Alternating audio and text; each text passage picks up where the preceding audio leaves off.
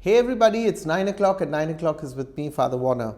Today we are at the end of the third week of Lent. Today is Saturday and our text continues from Hosea chapter 6. Yesterday we did Hosea chapter 14. Today we are in Hosea chapter 6 verse 1 to 6 and our gospel is taken from Luke chapter 18 verse 9 to 14.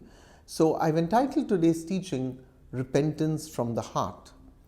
Now, religious cultic expressions are always, it is a manifestation really of faith in one's heart. The faith that is in my heart, I express it through religious cult.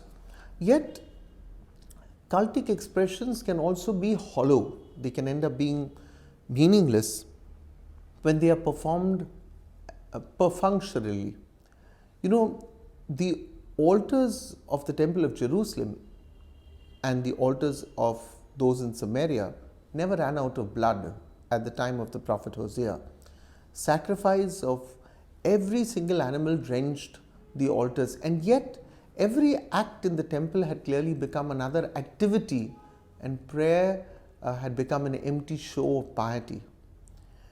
In order to truly understand this text, I would recommend that you read the whole of chapter 5 of the book of Hosea. In it, Yahweh describes the judgment that is about to befall Israel, which was in the north, and Judah, the kingdom, which was in the south. Now, Israel in our text is also known as Ephraim. So don't get confused. So Ephraim is another name for Israel. Even though Ephraim was one of the tribes, it was known, Israel was also known as Ephraim. So Ephraim or Israel in the northern kingdom, God says will stumble. And Judah, the southern kingdom, he says will stumble with them. And you can read this in chapter 5 verse 5. And God says they will seek me, but they will not find me. Now, what was the cause therefore of God's wrath? What was the cause of his anger? You know, at this point of time, if you look historically and at the political scenario, Assyria, which was in the northeast, was the reigning superpower of the world. Situated along the rivers Tigris and Euphrates, Assyria, which is in modern day Iraq, as a nation, it had begun to expand its borders, and it was expanding its borders westwards. Now, to counter them, Israel, which was the northern kingdom, formed an alliance with another kingdom called Syria in the north. So Syria and Israel joined together to resist the Assyrian expansion. But as a consequence, it resulted in a conflict with Judah in the southern kingdom.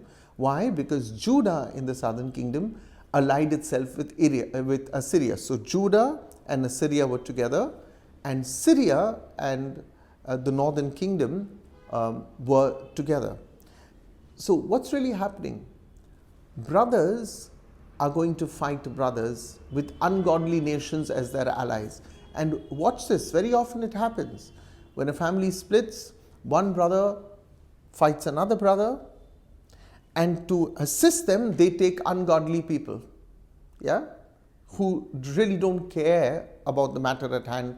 They care about vitiating the situation. Be careful who you align with when you are unhappy with your brother. Careful. So this war that took place came to be known as the Syro-Ephraimitic War, and it took place in the years 735 to 733 BC. Now, the long and short of this episode was that finally Assyria won, and Assyria conquered Israel, the northern kingdom with its 10 tribes. It conquered them and it exiled most of its people. Now, from the text we know that God has clearly turned his face from his people. Hosea chapter 5 verse 15, a text just before our text which ushers in the reading of today, is really, if you read it, it's a pronouncement of judgment by Yahweh on Israel and Judah. Yahweh described himself in that text as a lion who has now ravaged Ephraim or Israel, ravaged Judah, and now Yahweh will return to his place as a lion. He will return to his lair, where he will await, in that sense, his repentant people. On Yahweh's part, there will be no more wooing, no more cajoling. They will have to come to Yahweh because Yahweh is through coming to them. So clearly you can sense a frustration on God's part. He has given them opportunities time and time again. They have wasted it. Now God says, I have punished you. Now, while it seems like there is an inclination on the part of Israel to turn back to Yahweh, if you read the text of today reveals the very shallow repentance of a people who we know from chapter 6 verse 1 from our text, who have been torn down, who have been struck down, yet the response of repentance is shallow. They desire mercy and they desire showers of blessing in return for their shallow display of repentance. Yet, while there is a cry to turn back to God, there is not a word of acknowledgement of their sins. And it is for this reason that Yahweh's anger is roused. Like a frustrated father with an errant child, he asks in today's reading, what shall I do with you, Ephraim? What shall I do with you, Judah? It seems that literally neither the carrot nor the stick has worked, and God had had no other option but to judge his people and to punish them. You know, too often, my dear friends, we harp on the mercy of God without facing the reality of personal repentance. I want to say this to you. Mercy is a gift that only comes with true repentance. In the text of today, Yahweh rejects the meaningless acts of repentance by Israel. In verse 6, reiterating what he will say to the prophets, he makes clear his desire for steadfast love and not just empty sacrifices. Read that in chapter 6, verse 6. So God desires that we know his ways, we know his commandments, and not merely every right turn in the liturgy. You know, I'm not against the liturgy. I feel the liturgy must be followed and followed very beautifully. But you know, empty liturgical gestures, such as empty sacrifices of the people of Israel, are nothing more than what God calls today in the text. He says all of this is nothing more than the morning cloud, that disappears when the sun rises. These temporary gestures of empty repentance have brought about the words, therefore, of very harsh judgment on Israel. And this also is what, my dear friends, we see criticized in today's gospel too. And for us, it is not the masses we attend or the prayers we say that count most. For us, what counts most is the genuine love of God shown by the way we live our lives and the way we relate to the people around us. Our prayers, my dear friends, must flow out of such a lifestyle and at the same time bring about such a way of living.